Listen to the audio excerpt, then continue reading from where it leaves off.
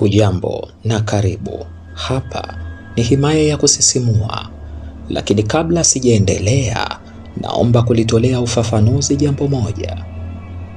Mpenzi msikilizaji wangu, chochote ambacho kinasimuliwa katika simulizi zetu na kuwekwa katika chaneli hii, basi ni simulizi za kufikirika tu, hazihusiani na ukweli wa aina yoyote ule. Zipo baadhi ya simulizi chache zilizoweza kutengeneza hofu ya kweli na taharuki kwa baadhi ya wasikilizaji wetu. Kwanza tunaomba radhi kwa hilo, kwa maana lengo letu sio kukuumiza. Lengo letu ni kukupa hofu ya burudani, kwa maana wewe ni familia yetu. Mimi ni Amani Leonard na hii ni Bahari ya Nungwi, ikiwa ni sehemu ya pili na sehemu ya mwisho kabisa ya mkasa huu. Ungana na mimi mwanzo mpaka mwisho tuweze kujua hatima ya mkasa huu. Karibu. Kama una kumbukumbu nzuri, sehemu ya kwanza tuliishia pale ambapo niliweza kumuona mhudumu mwenzangu wa boti hiyo, naye akiwa katika maumbile ya kutisha na baadaye kuweza kujirusha katika bahari hiyo. Sikuweza kuvumilia nilipomuona mhudumu mwenzangu kajirusha katika bahari hiyo. Basi hapo nilianza kupatwa na kiwewe. Nikazidi kupandisha juu ya boti hiyo ili niweze kuonana na baadhi ya manaoza waliokuwepo, angalau niweze kuwajuza ni nini kinachoendelea chini.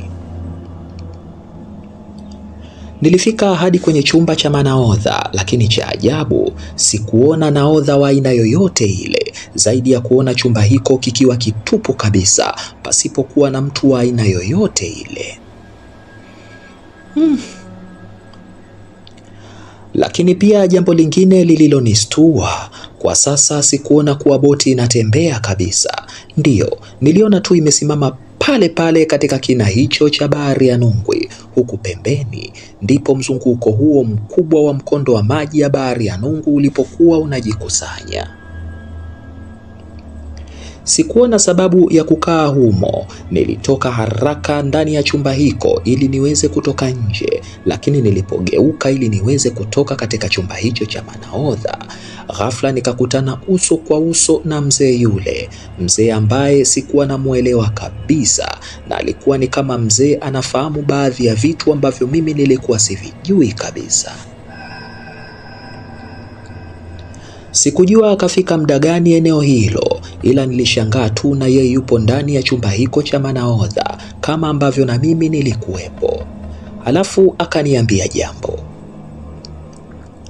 Saidi Ahmad Ramadhan, kujaribu kuikimbia asili yako ni sawa na kujaribu kukimbia kivuli chako. Aliongea mzee huyo, na hapo nikatulia kidogo kumtizama, kisha akaniambia jambo. Hebu chungulia nje vizuri pale kwenye mzunguko wa kina cha bahari, niambie unaona nini? Aliongea vile mzee yule, na mimi nikiwa na hofu kubwa niliweza kuchungulia kidogo katika bahari hiyo kama alivyonitaka nifanye, na jambo la kushangaza, niliona wale abiria wote waliojirusha katika bahari hiyo walikuwa na ngozi nyeusi ti, yani ni kama walikuwa wameungua na moto hivi. Lakini pia waliendelea kuwepo pale pale katika mzunguko huo mkubwa wa maji hayo ya Bahari ya Nungwi, yani walikuwa hawazami kabisa na wala hawakuonekana wanasumbuliwa na nguvu ya maji hayo, na muda wote walikuwa wanatizama ule upande wa juu wa manaodha, ambapo ndipo na mimi nilikuwa ninawatizama pia. Niliogopa sana, ila kwa sasa hakuna mtu mwingine ambaye nitaweza kuzungumza naye katika boti hiyo. Hakukuwa na mtu kabisa, ila ni mimi na huyo mzee peke yake. Basi kiufupi, nilichoamua ni kuweza kuzungumza na mzee huyu, japo nilikuwa na hofu kubwa kabisa. Naomba unisaidie mzee wangu, sielewi kabisa nini kinaendelea. Nilijikuta naongea huku hofu ikiwa imenijaa kabisa katika uso wangu. Usiku huo nilikuwa sijui kama nitatoka salama ndani ya boti hiyo isiyoeleweka, au na mimi nitaishia kuingia majini kama wale abiria wengine. Naitwa Mzee Mhangwa. Alizungumza hivyo mzee huyo, na hapo nikajikuta natuliza kichwa kidogo, kwa sababu hilo jina sio geni kabisa masikioni mwangu. Mzee Mhangwa, uliwahi kusema kuna watoto hawalelewi na dunia bali wanalelewa na maji. Niliongea kumkumbusha jambo hilo ili kujihakikishia kama ni Mzee Mhangwa huyu ambaye niliwahi kumjua nikiwa mdogo sana, kabla baadaye sijaondoka pale kijijini kuanza harakati zangu za utafutaji wa maisha, na ni miaka mingi imepita, sikuwahi kurudi nyumbani kabisa. Hatimaye leo namuona hapa. Hivyo niliongea kauli hiyo kujaribu kumtambua kuwa ni yule yule au huyu ni Mzee Mhangwa mwingine. Ndiyo, ni mimi. Na hata niliposema kuna watoto hawalelewi na dunia bali wanalelewa na maji, basi watoto wale wanaolelewa na maji ni wewe hapo.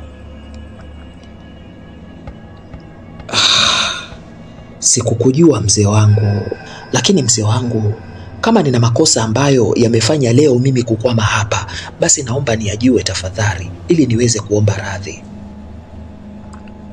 Kiukweli niliongea kwa huzuni sana, bado hofu iliendelea kuwepo moyoni mwangu, huku nikiamini Mzee Mhangwa kwa sasa ndiyo tumaini langu la mwisho. Sikuwa na ujanja mahali hapo, niliamini yeye ndiye mwenye hatima yangu kwa wakati huo. Basi pasipo uoga wala mashaka, Mzee Mhangwa aliniambia jambo moja: keti chini, keti chini tafadhali. Aliniambia hivyo Mzee Mhangwa, basi ilibidi nitii kauli hiyo, na nilipoketi chini, yeye bado aliendelea kusimama vile vile, kisha akaniambia, kijana, mambo haya yalianza siku ambayo wewe na babu yako mzaa baba pamoja na rafiki yake mlipopata ajali katika eneo hili mkiwa katika harakati za uvuvi kipindi cha nyuma sana. Aliongea hivyo Mzee Mhangwa akinikumbusha ajali ile niliyoipata kipindi kile nilipokuwa mdogo, kisha akaweka koo lake vizuri kabla hajaendelea.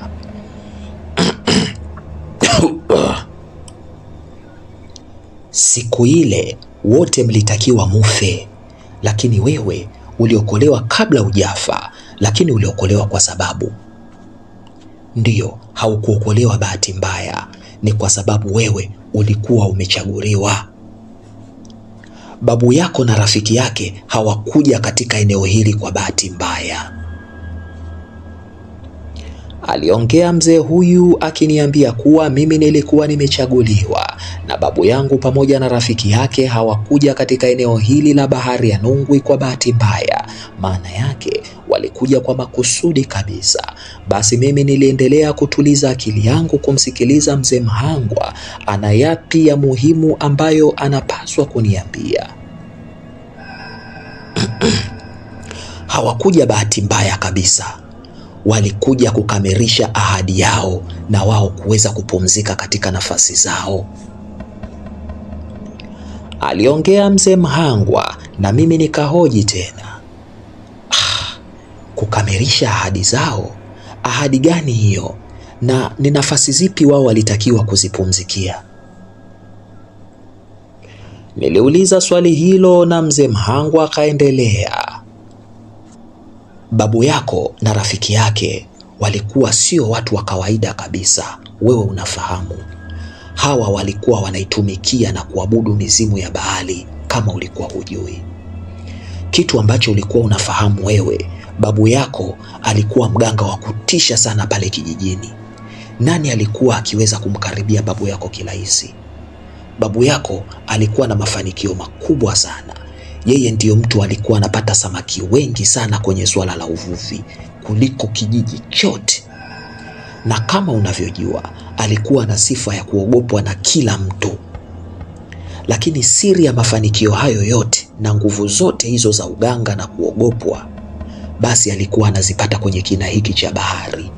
Yeye pamoja na yule rafiki yake ambao alikufa wote siku zile. Aliongea hivyo Mzee Mhangwa alafu akaendelea.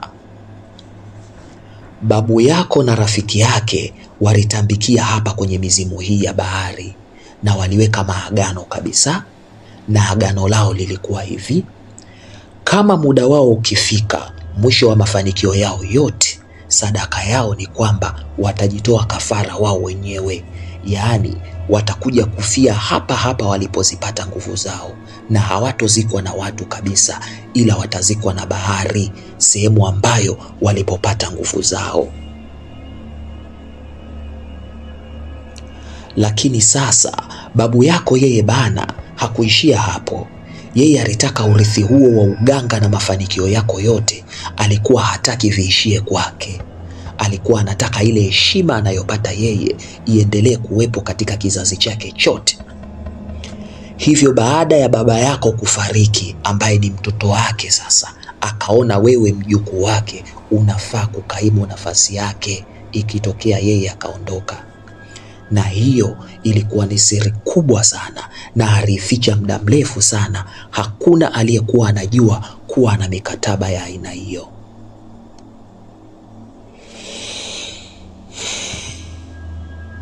Hivyo basi, kama babu yako angesema mikataba ile iishie kwake tu, basi asingesafiri na wewe siku ile kama ambavyo rafiki yake alifanya.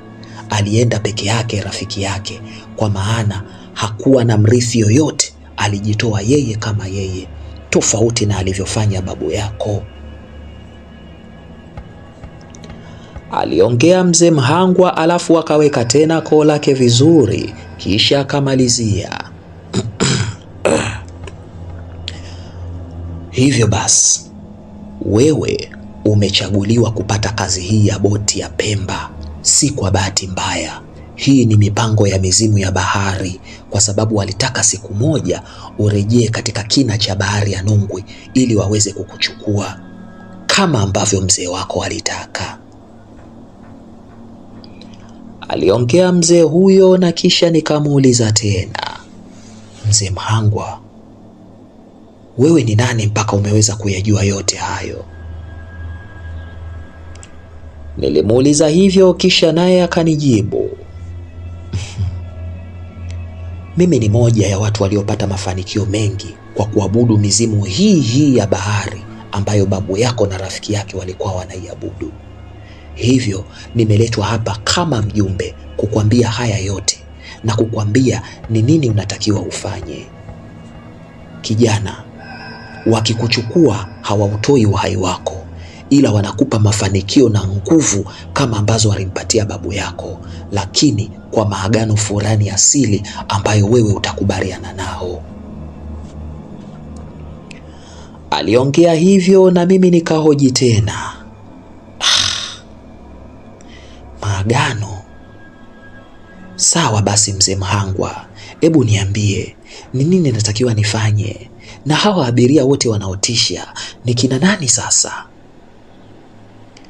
Niliuliza hivyo na mzee Mhangwa akaendelea, hizi ndo roho za mizimu ya bahari zimekuja kukuchukua, na kama nilivyokuambia, kukuchukua kwao hauendi kufa, bali unaenda kupewa nguvu na kuingia maagano kama babu yako alivyoahidi. Kiukweli nilikuwa sijui hata nifanye nini. Nilikuwa nina wasiwasi sana moyoni mwangu. Hapo nikasema, mzee Mhangwa, yani hata sijui nifanye nini, hebu nisaidie. Niliuliza hivyo na mzee Mhangwa hakusita kabisa kuendelea kunipa majibu. Haya yote unayoyaona yakiendelea katika hii boti, haya ni maono yenye ukweli ndani yake. Hivyo unachotakiwa kufanya, unatakiwa uingie na wewe chini ya bahari hii ili ukaungane na hao watu wenye asili yako. Hao watakupa maelekezo yote, na siku ukirudi kijijini usiache kunitafuta. Lakini kijana, ukiendelea kukaidi, hapa ulipo utakufa kweli na ukoo wako wote utateketea, kwa sababu haya ni maagano aliyoyaingia babu yako ya kuendeleza nguvu ya asili yake katika ukoo wake. Sasa kwa nini yatokee hayo yote wakati babu yako alishayaandaa na huwezi kuyatengua? Alimaliza hivyo mzee Mhangwa, na kitendo cha kufumba na kufumbua tu macho yangu, mzee huyo sikumwona tena mbele yangu. Kiufupi, alikuwa amepotea katika mazingira ambayo sikuweza kabisa kuyaelewa. Ndiyo, niliogopa sana. Niliangalia kushoto na kulia kuangalia huyu mzee atakuwa amepotelea wapi, lakini sikuweza kumuona kabisa. Na nilipogeuza macho yangu kuangalia chini ya bahari, bado wale abiria waliojirusha waliendelea kuwepo pale pale katika kina kile cha mzunguko wa bahari ya Nungwi, wakiendelea kunitizama tu. Safari hii ni kama sikustuka sana hivi, ila niliwatizama kwa muda, kisha nikawaza jambo moja. Nikawaza hayo maamuzi ambayo aliyafanya babu yangu. Hivi aliwaza kitu gani mpaka kunikabidhi huku? Nikiwa hapo naendelea kujiuliza maswali hayo, nilijikuta nazidi kuzisogelea kingo za chuma za boti hiyo, na nilipofika hapo nikainua mikono yangu ishara ya mtu anayekumbatia kitu fulani hivi. Sikuwa najijua kwa nini nayafanya hayo, nilijihisi wa kawaida kabisa. Na nilipofanya kitendo hiko cha kunyoosha mikono yangu mithili ya mtu anayetaka kukumbatia kitu fulani, niliona nao wale viumbe waliokuwepo chini ya bahari wakifanya vivyo hivyo.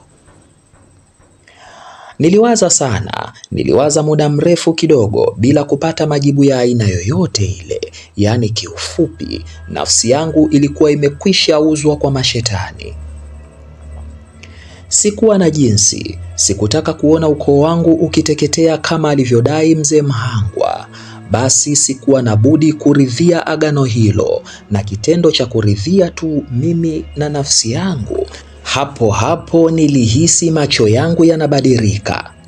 Ndiyo, nilihisi kuna vitu vinaendelea katika macho yangu ambavyo havikuwa vya kawaida. Sikuweza kujua ni vitu gani, lakini niliweza kuona ngozi yangu ikianza kuwa nyeusi kama wale watu walioko ndani ya maji hayo.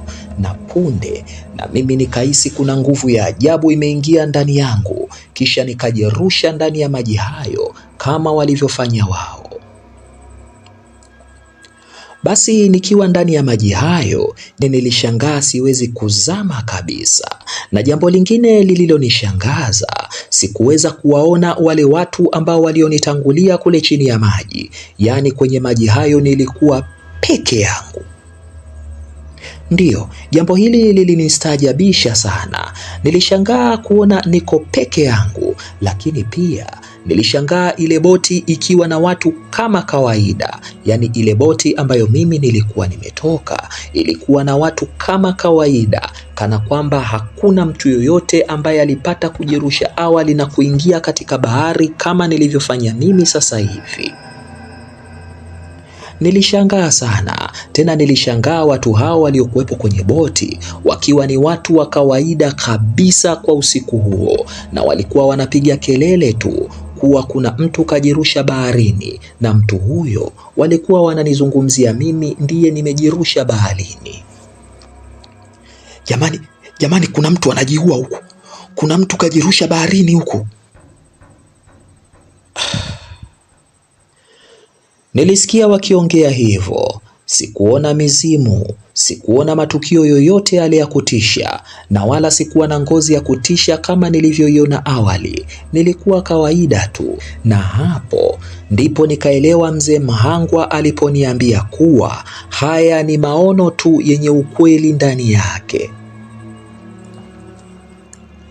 Basi nikiwa hapo, punde nikajikuta tu navutwa taratibu kuelekea chini. Ndiyo, sikujua na wala sikuelewa ni nini kinanivuta, ila sikuweza kujinasua kabisa. Nilikuwa napiga tu maji kwa fujo, ishara ya kuomba msaada. Na nilipokuwa naendelea kuzama, kwa mbali niliweza kumuona mzee Mhangwa akiwa ndani ya boti ile.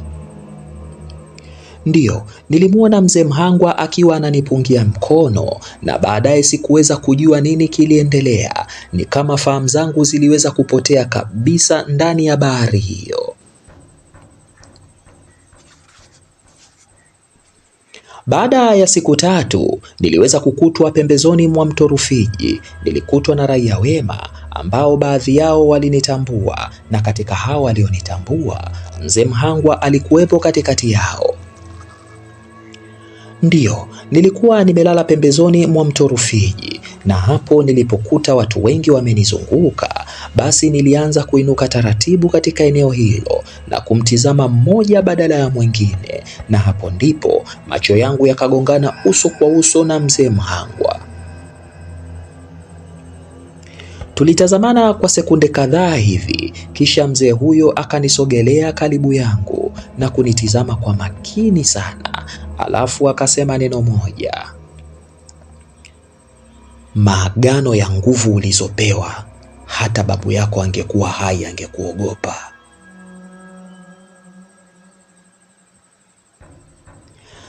Na huu ndio mwisho wa simulizi hii ya Bahari ya Nongwi, ikiwa ni sehemu ya pili na sehemu ya mwisho kabisa ya mkasa huu. Mimi ni Amani Leonard. Hapa ni Himaya ya Kusisimua. 0785 082315. Usiache kusubscribe. Tuonane katika simulizi nyingine. Asanteni wasikilizaji wangu wapendwa, na kwaherini. Ciao.